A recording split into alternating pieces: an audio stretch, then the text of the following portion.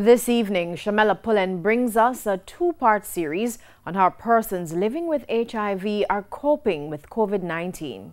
The human immunodeficiency virus, HIV, attacks cells that help the body fight infection, making a person more vulnerable to other infections and diseases like COVID-19, which is why social distancing, good hygiene, and the wearing of a mask at all times are critical for persons living with the disease.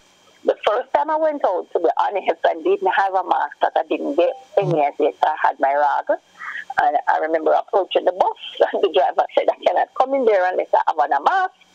And I told him that I haven't got one as yet. And he said, do I have anything that I can put over my face?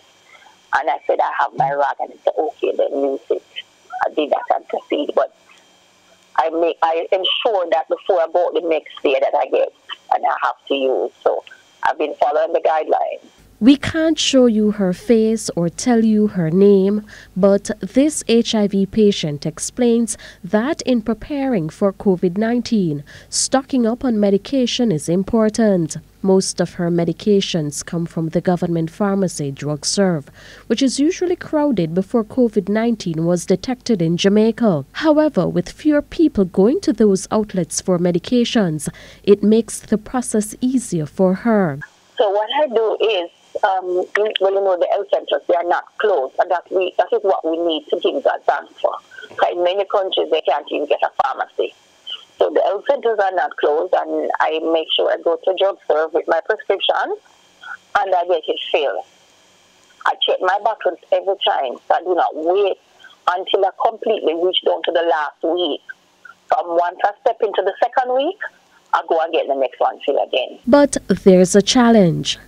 She says this is not just for her, but also for persons with the virus, as well as those with chronic illnesses. I know that in most areas they have curfew, and you have to be showing ID.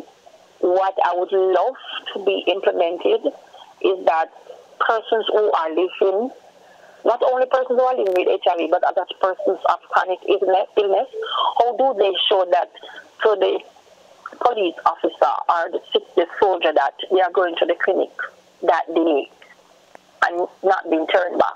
But she encourages those in that situation not to let it stop them from getting their medications. Join us next week when we continue the discussion about COVID-19 and HIV patients with an expert. With her health report, I'm Shamela Pullen wishing you good health.